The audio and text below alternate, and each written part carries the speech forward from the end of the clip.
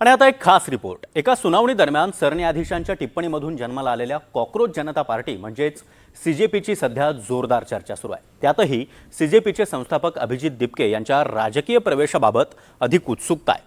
पण अभिजित दिपकेंना त्याबद्दल विचारलं असता त्यांनी आपल्या राजकारणातल्या प्रवेशाची शक्यता साफ फेटाळून लावली आहे। पाहूयात त्या संदर्भातला हा एक स्पेशल रिपोर्ट।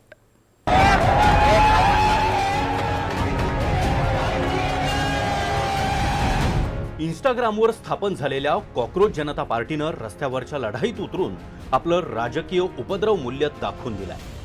तब्बल 12 वर्षांपासून केंद्रात असलेल्या नरेंद्र मोदी सरकारच्या एखाद्या मंत्र्याचा राजीनामा घेण्याची किमया करत दिपकेंनी सरकार विरोधातल्या आवाजाला एक चेहरा प्राप्त करून दिलाय।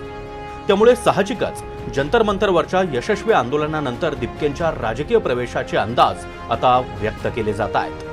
अशातच सोमवारी अभिजित दिपकेंच्या संभाजीनगरातल्या निवासस्थानी कॉकरोच जनता पार्टीच्या कोर टीमची एक महत्त्वाची बैठक पार पडली। सीजेपीच्या भविष्यातल्या रणनीतीवर या बैठकीत चर्चा करण्यात आली आहे। या बैठकीपूर्वी माध्यमांशी संवाद साधताना दिपकेंनी त्यांच्या राजकीय प्रवेशाबाबत भाष्य केलंय।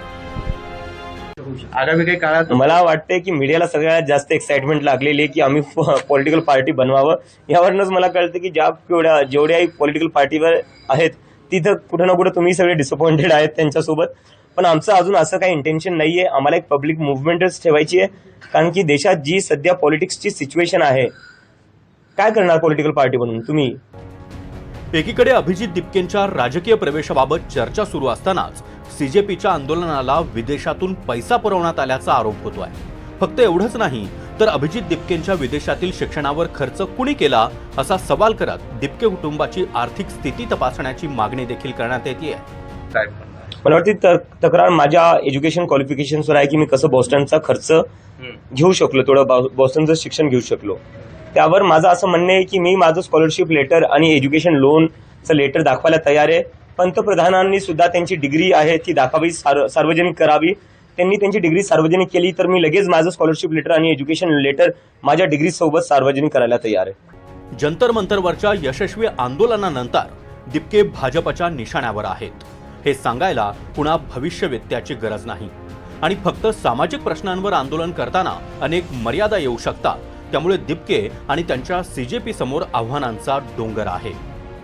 एका यशस्वी आंदोलनानंतर पुन्हा नव्या मुद्द्यांवर जेनझीचा असाच पाठिंबा मिळेल याची खात्री देता येत नाही। पेपरफुटीच्या मुद्द्यावर एकत्र आलेल्या सर्व विद्यार्थी संघटना, डावे गट किंवा सर्वसामान्य युवक सीजेपीच्या झेंड्याखाली एकवटण्याची शक्यता कमी आहे। व्यंगात्मक मोहीम म्हणून सुरू केलेली चळवळ गांभीर्यानं पुढे नेताना प्रतिमा सांभाळणं कठीण जाऊ शकतं। याशिवाय विरोधी पक्षाकडून ही संपूर्ण मोहीम ताब्यात घेण्याचा प्रयत्न होण्याची शक्यता लक्षात घेता विरोधकांची बी टीम असाही शिक्का बसण्याची भीती आहे।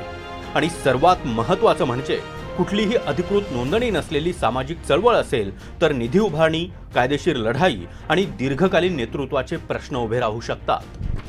की दिल्लीतल्या चळवळीमध्ये कोणी काही म्हटलं तरी डाव्या संघटनांच्या ज्या पक्षांच्या ज्या विद्यार्थी संघटना आहेत त्यांचं मोठं योगदान होतं। त्यामुळे स्वाभाविकच राजकीय पक्षाशी सुसंगत भूमिका घ्यावी विरोधी पक्षांची, अशी त्यांची भूमिका असणार, तसा तो त्यांचा आग्रह असणार। अशा परिस्थितीमध्ये अभिजित दिपके पुढच्या काळामध्ये काय भूमिका घेतात हे मला वाटतं की फार मोठं आव्हान असणार आहे। कारण हा मोमेंटम, हा टेम्पो टिकवून धरणं फार महत्वाचं आहे। आणि मला वाटतं की पहिला विषय ते कदाचित या आंदोलनादरम्यान विद्यार्थ्यांवर जे गुन्हे दाखल झाले आहेत ते गुन्हे मागे घेण्यासाठीच्या दृष्टीने एक आक्रमक किंवा आग्रही भूमिका घेतील। कारण याच्यामुळे विद्यार्थ्यांच्या भविष्यात त्यांच्यापुढे खूप मोठे प्रश्न निर्माण होणार आहेत। एक साधा पासपोर्ट काढायचा म्हटला तरी हे गुन्हे अडचणीचे ठरू शकतात भविष्यात। एकूणच दिपकेंची सध्याची भूमिका पाहता थेट राजकारणात उतरण्याऐवजी सरकारच्या कारभारावर वचक ठेवण्याचा त्यांचा प्रयत्न दिसतोय।